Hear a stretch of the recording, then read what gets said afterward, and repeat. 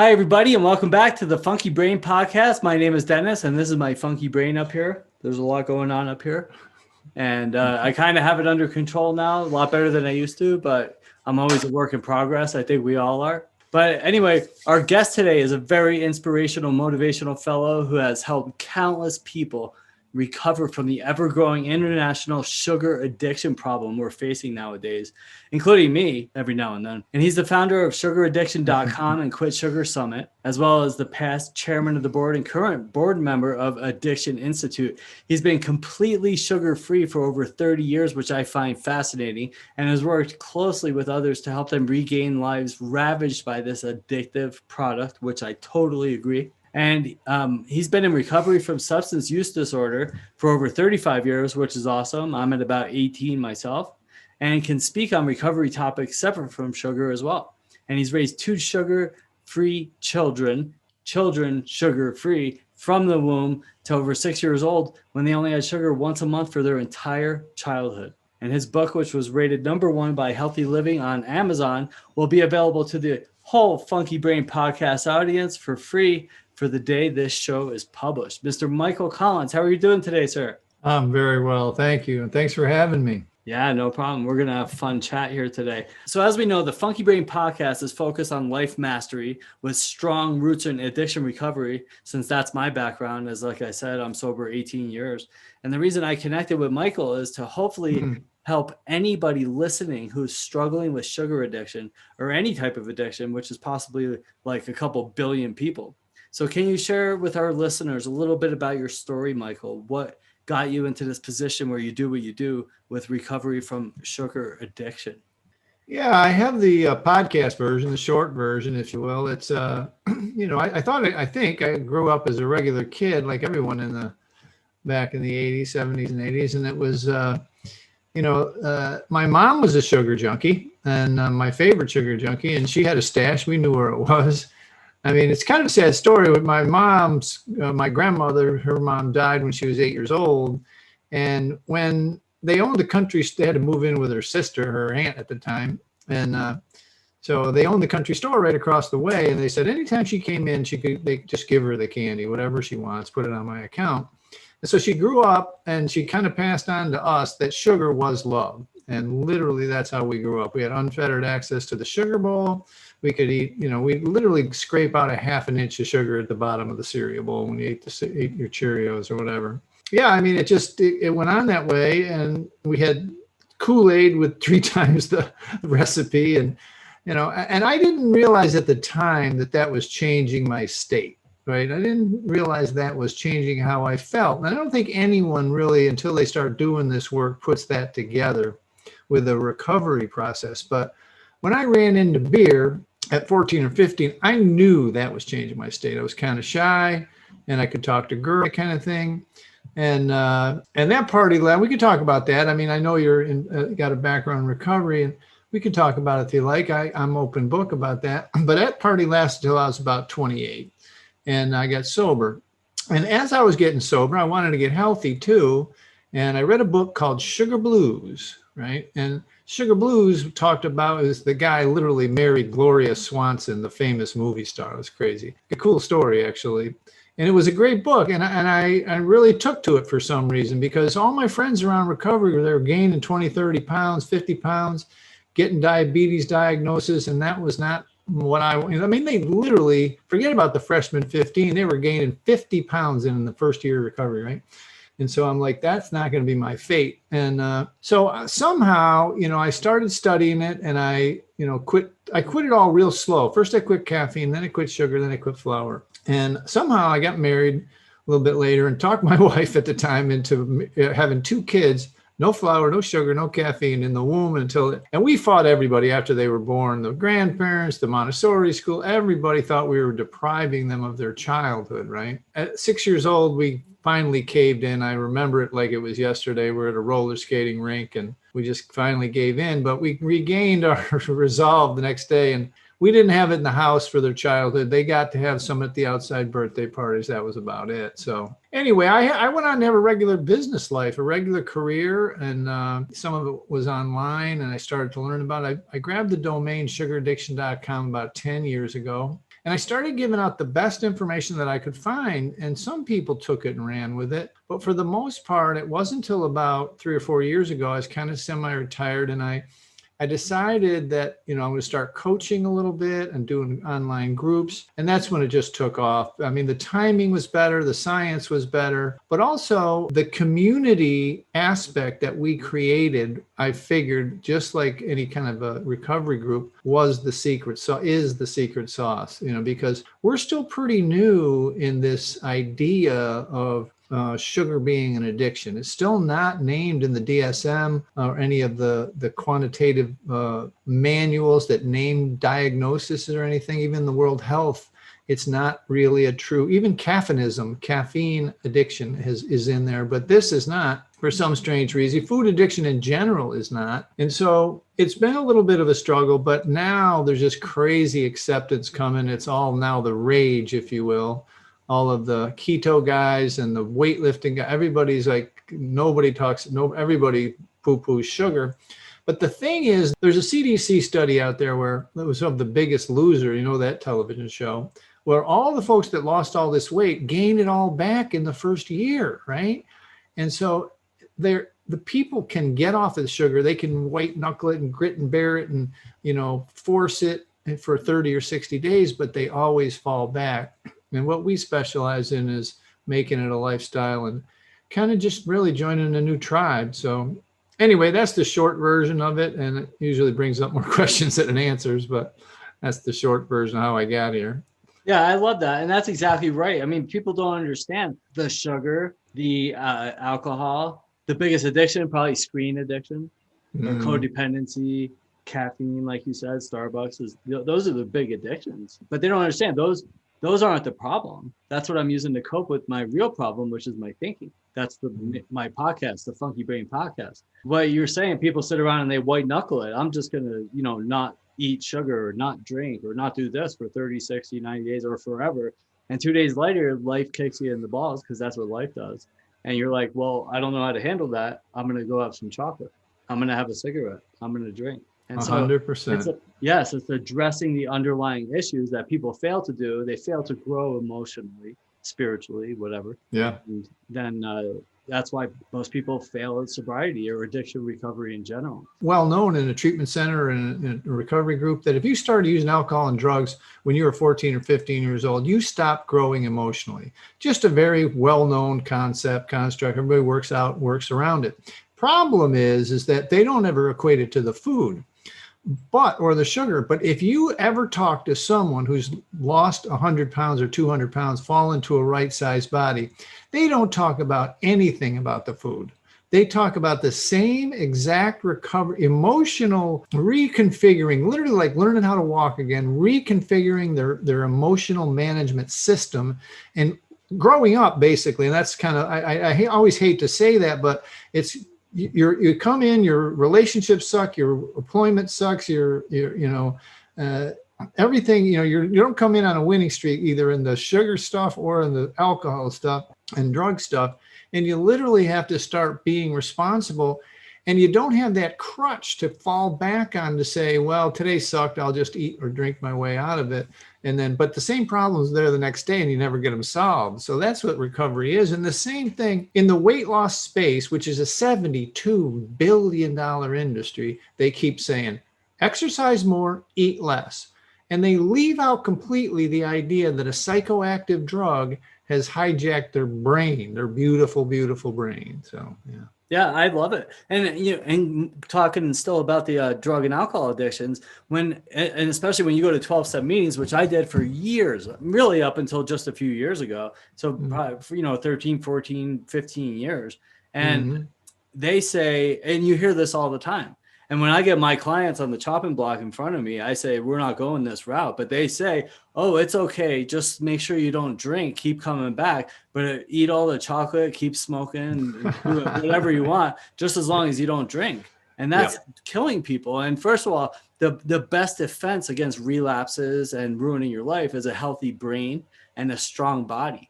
And a good spiritual mindset too. So if you can, work on all that, when you start eating a pound of chocolate every day and smoking a pack of cigarettes, you're weakening your body and your capabilities to stay sober. Well, you and I are on the same wavelength there. And they used to call me the weird addiction specialist because I'd be talking about like sugar and caffeine and all this other stuff. And they're telling me, Mike, are you sober today? I'll say, yeah, well, don't worry about that stuff. It's not going to hurt you. I mean, it's in the big book twice, Yeah. sugar thing, like it's like eat some additional sugar or whatever. I mean, it's in all the old movies when they're trying to get off heroin, they're putting chocolate and orange juice down their throat. It's funny as hell, actually. Yeah. But in today's world, with the science expansion, the science, how far science has come, we know that the nucleus accumbens, the dopamine, serotonin, norepinephrine, GABA, even your adrenal glands and your endorphins are affected by these drugs,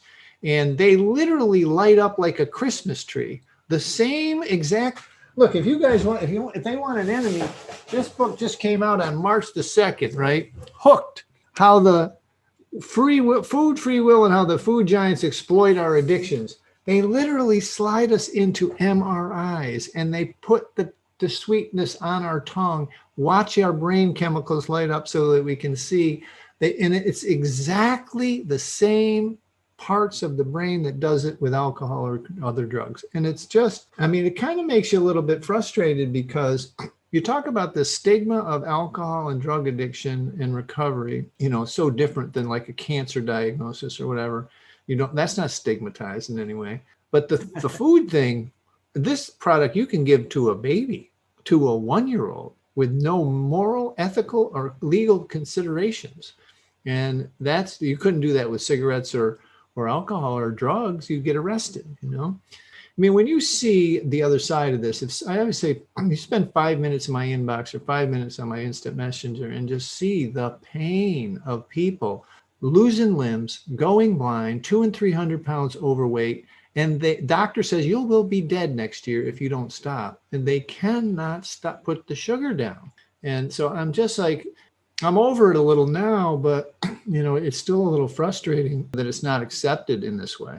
Yeah, I think at some point we'll have to be headed that way. I think it's a huge cause of the healthcare crisis. In fact, the biggest cause besides the opioids. But then when you take, a couple of parents that are extremely overweight, I mean, we're going into sensitive territory here. Is it okay that you're obese? Sure, it's okay you're obese. But is it okay to let your children become that way? No.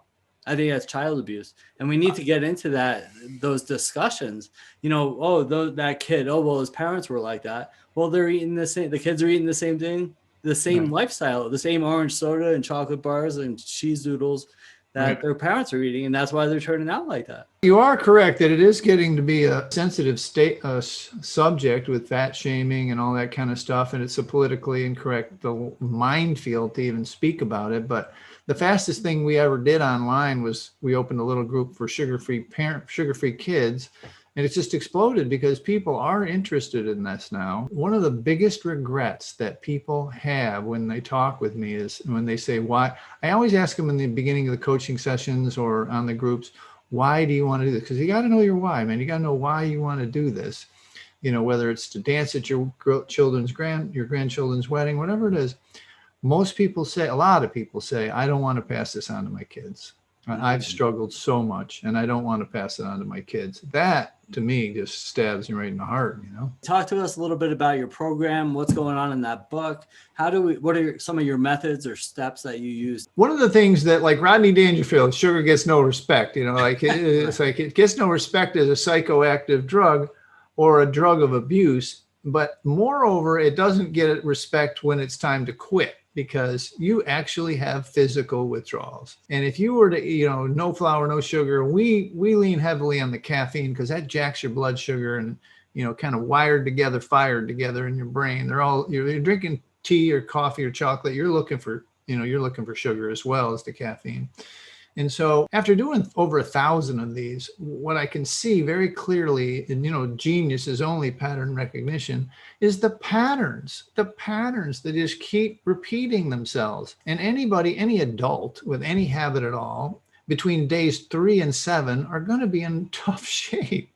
They're going to be anxious and hungry and irritable and sleepy, and they're not going to be functioning at high levels because they're withdrawing from the substance, right? And then the next, week or so is You're hungry all the time still, kind of getting over it physically. You enter into a pink cloud because now you feel a little bit better and you say, well, I can handle one. We can see it very clearly. And that's basically what we do. We walk you through it. We got this 30-day challenge where I come into your house on a video every day for 30 days and just walk you through the whole thing. Then the only real job of that is to get you in the middle of the community. We get you on the Zoom meetings, get you on, we got 8,000 people on a Facebook group and on a private forum, and we just get you in the middle. You can Google all this sugar stuff, but you cannot recreate that community. Most of the time when you come around here, you are looking to lose weight, right? And you've tried in your family or your friends, you've announced 50, 20, 30, 40 times that you're quitting this, you're cutting back on that, you're dieting this, you have a little credibility issue. So, and they're not in your world. A lot of times the people in our groups, their entire family's not going to do this. They still got to buy the food. They got to feed the kids. They got to feed the spouse. And so inside the group, then people can see that other people, are suffering the same, going through the same emotional upheaval, going through the same social upheaval, having the problem with eating in restaurants and whatever.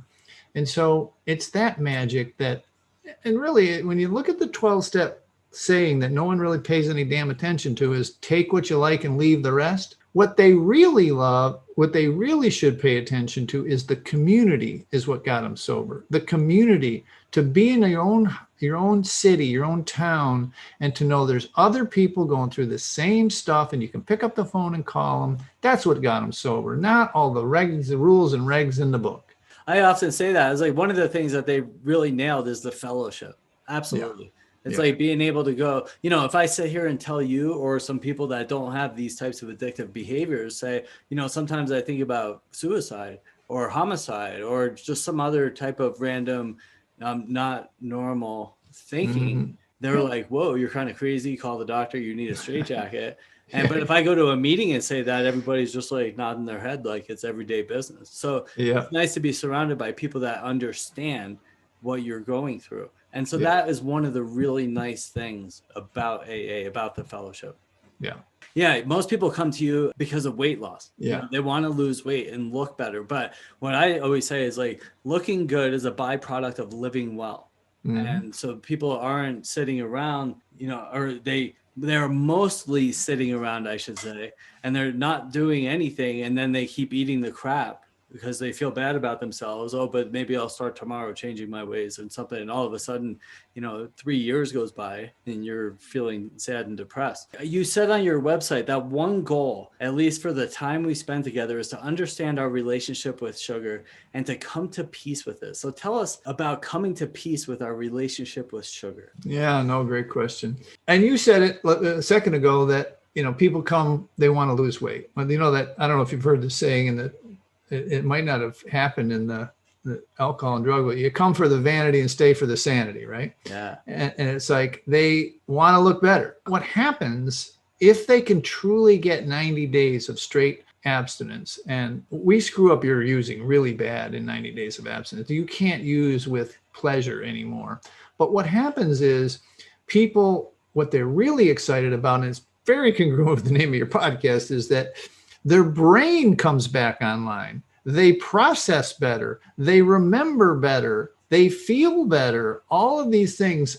I don't know if you're familiar with a guy named Daniel Amen. You know that guy? Public television. And he's got a clinic here in California. And he does brain scans. He's done 10,000, or no, what am I talking? Like over 100,000 brain scans. And they put a little dye in there and they show a picture of your brain. And if you come in with the standard American diet, you literally have holes in your brain, okay? But if you get on the diets that, probably you're on, that I'm on, something that's whole food, good water, good exercise, your brain, the holes heal up. And he'll show it to you, he'll show you your scan. And so I say to people too, look, and I've been kind of getting forceful with this lately. I didn't start out this way, but people who come around, they literally don't have the mental capacity to understand what they're doing themselves. And the refrain is 90, 120 days, 6 months in, is they say to themselves, I can't believe that I actually thought the way that I thought. I can't believe that I would use these products day in and day out, every day hating myself, every day not being able to succeed even one day when I swore in the morning I was going to do it, And so it's like their brain, well, it did. The brain chemistry changed. Their brain reward system has been, in technical terms, in scientific terms, their dopamine receptors are down regulated. They thinned out. They have less of them, right? They don't have as many feel good chemicals, the ones that we're supposed to get when we get good food or we get sex or whatever. These things are gone. We've been manipulating them manually with a substance for so damn long that we don't, the receptors are gone. I don't know exactly the terms, but it's it's down regulated. So one of the things I like about podcasts is that it takes time to set all this up.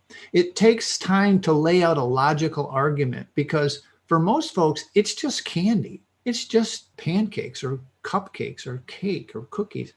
It's not really, they don't extrapolate it all the way out. First, they don't want to, they're it's a level of denial that they're in. But yeah, I mean, I don't think it's a complex topic once you get into it. It's definitely not I'm going to tell you a true story. My parents were alive when I started this, obviously, a long time ago. And they passed away in the last 4 or 5 years. And I kind of got involved in the new recovery advocacy movement, where the reduction of stigma means guys like you and I, we tell their story on a freaking podcast for anybody that wants to listen, that I was drunk and a drug addict, I don't care, because that allows other people to walk into a meeting or get some help or whatever. Well, the same thing applies here with the sugar and the flour, right? My parents, I didn't want them to know. I don't know why. It was just a thing. But when they passed away, I started being vocal like I'm describing. And I had this flood of people come into my programs recovering from drug addiction, alcoholism, 5, 10, 20. I still have a coach, 20 years sober, and she couldn't put down the sugar. She'd been to all the 12-step programs. And to a man, to a woman, now I've got hundreds of them, they say that quitting sugar was harder than quitting alcohol and drugs. And I know that sounds dramatic as hell, but it's absolutely true. Yeah, it's amazing, really. The lack of respect this little drug gets, I think everything you just said was really fascinating about how it pokes holes in your brain and in your pancreas and your liver and your intestines. It wreaks havoc on your body. And we used to not have sugar and salt and all the fats that are available now. Now we've been able to mass produce them and make them so available. It used to be just a treat. And I talk about this all the time. It's like when we were growing up, we weren't real. I wasn't obese or fat. My dad took me to McDonald's, once a month or every couple of weeks or something. And if we get those old styrofoam containers with an egg McMuffin and one of those greasy hash browns, and it was a treat. And we were like, and I was like, oh, Dad's a hero. This is great. And then a month later, we do it again. But now it's like daily. And of course, there's a whole bunch of moving pieces there too. It's like, all right, it's 99 cents. It's like for a mom to go out and buy the ingredients to feed 3 kids as a single mom, to go out and buy, vegetables, organic broccoli or some kind of healthy like food and feed. It's so expensive. And even if you can convince her that that's the way we should eat, that's healthier, she can't afford to go out and do that. She can feed her whole family, all 3 kids and herself, for the same price of like some good eggs and broccoli. So it's like there's a lot of problems in our system. I wrestle with that a lot. A couple of my mentors are trying to do policy changes at the government level, in the food pyramid and stuff. And I just believe that the grassroots stuff, that people helping peer recovery, it's called basically, people helping each other is the only way out of this problem. I mean, you're 100% right as far as the systemic problems that, I'm a huge history buff. I think people say, Mike, you should be a doctor or something. I say, if I was a doctor, I would be a doctor of anthropology, food anthropology to be specific, to see how we got into this mess is the only way we're going to figure out how to get out of this mess, right?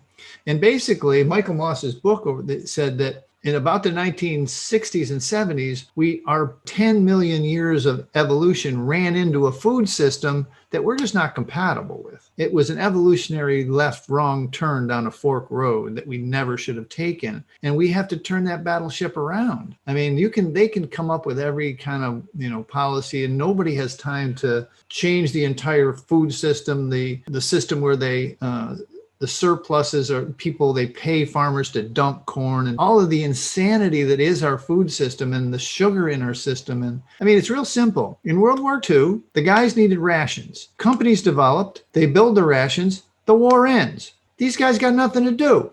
So they start to make food that is shelf stable. I have a whole chapter in my book on, and exactly that. This goes back to the Depression.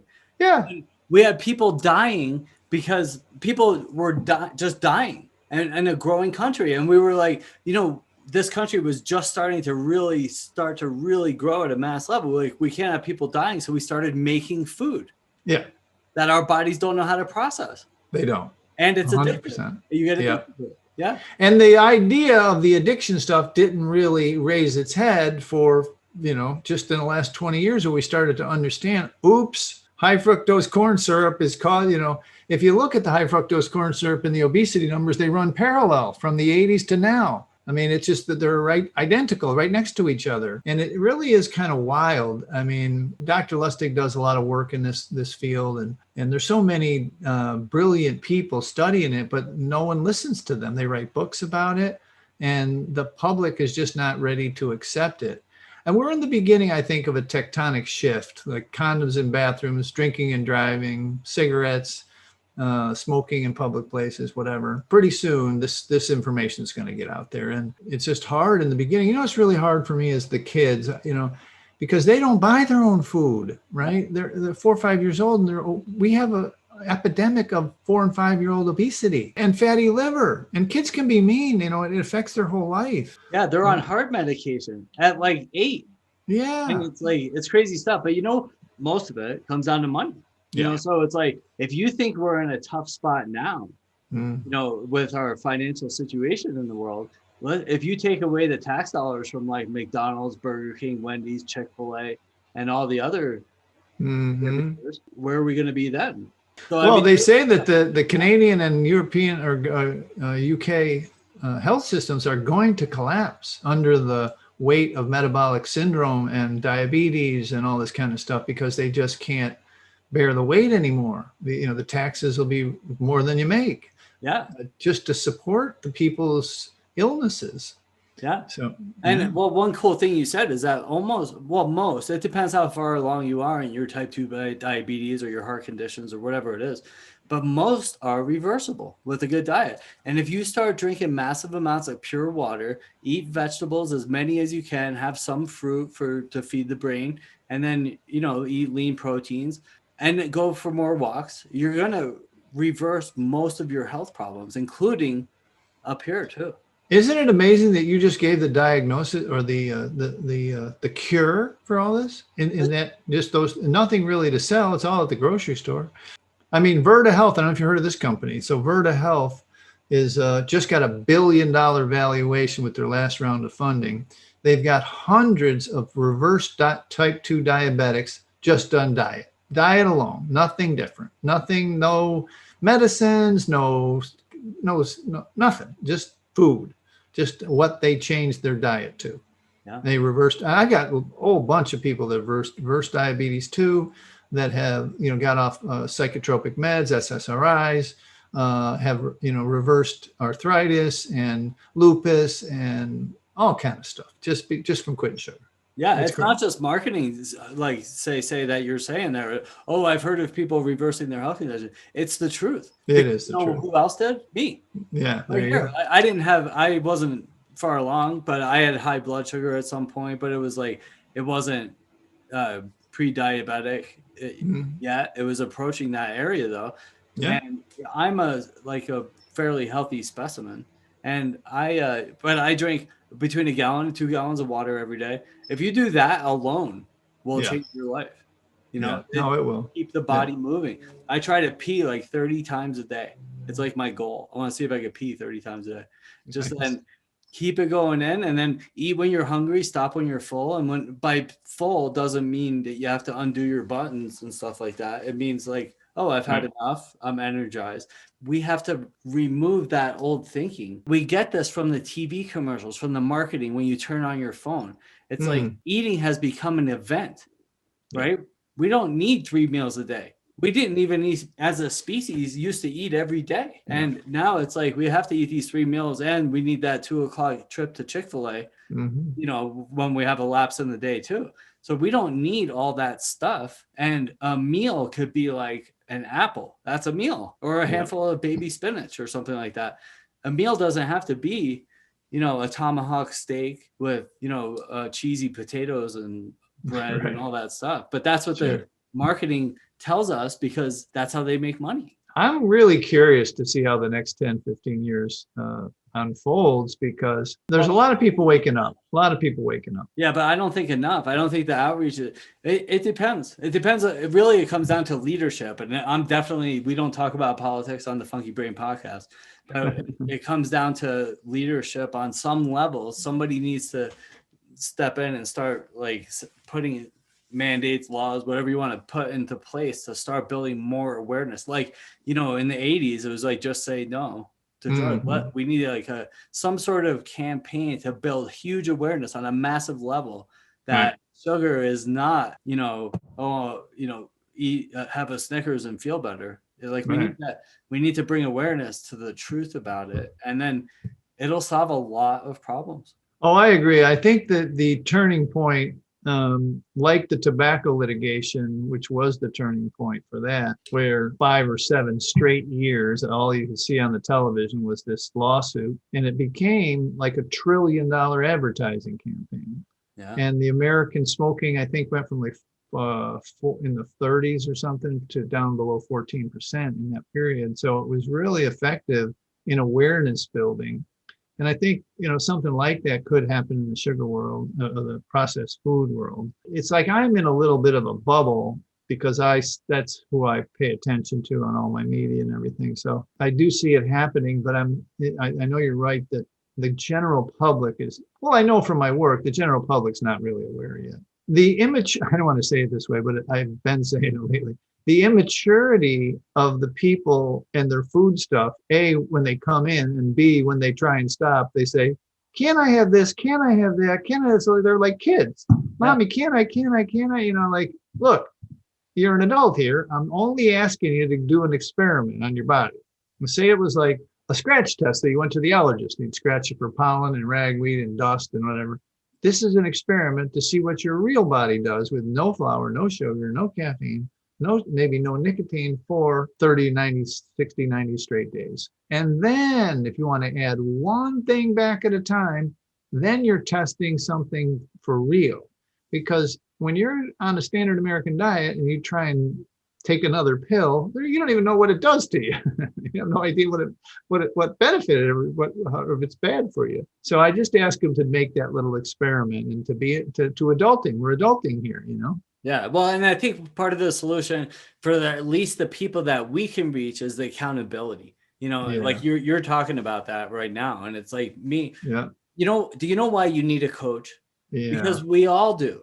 We all need a coach or a mentor. And I'm not saying call Dennis or call Michael. I'm saying call somebody. So we have accountability. We can have the best goals, ideas, plans, strategies, whatever. But if we don't have somebody to be accountable to, we rarely get it done at a high level. Rarely, because we say, wow, that's hard. I'm going to go get a Snickers bar, or I'm going to Chick-fil-A, or I'm going to get stoned, or I'm going to watch porn, or I'm going to go shopping, or I'm going to go in the blank, you know? So the accountability is huge. And I love what you're doing with the building a community, building a fellowship of like-minded people. So when you hit those walls, you can reach out to them and not have to do it by yourself. Because myself has got me here. Yeah, exactly. Well, we could probably talk forever, so maybe we'll have to do this again sometime. I love it, man. I enjoyed it. It's great. I mean, I love talking to recovering folks in general. And about this topic, I genuinely believe because of their knowledge of addiction, they can be great helps in this part. And most of them, you know, want to be healthy, period. They didn't get sober to be sick, you know. And so I think that can be a big help. And when you start to bring the kids involved and you say that, you can help influence children, because I truly believe sugar is the original gateway drug. If we can stop it early, we're not going to stop them from smoking pot at 15 or drinking beer at 18, what we could cut down that sugar a little as they grow. So I think that's very helpful. Yeah, I agree with you. We should probably cut it. I mean, it's all behavior. When you were saying it's nice to see people start getting the emotional component of it, and that happens in the groups, but it's like that behavior probably started when we were 4 years old. Yeah. When you start to say, I want to make these changes, and it's really difficult, and I can't stop eating chocolate every night. Well, why? Because you've been doing it maybe for 40 years. So Correct. It's like when you try to do it on your own, it's nearly impossible. You don't have the tools or the knowledge of why you're even doing it. And we have to go back in, find out where that behavior originated. What was I thinking before I eat every night?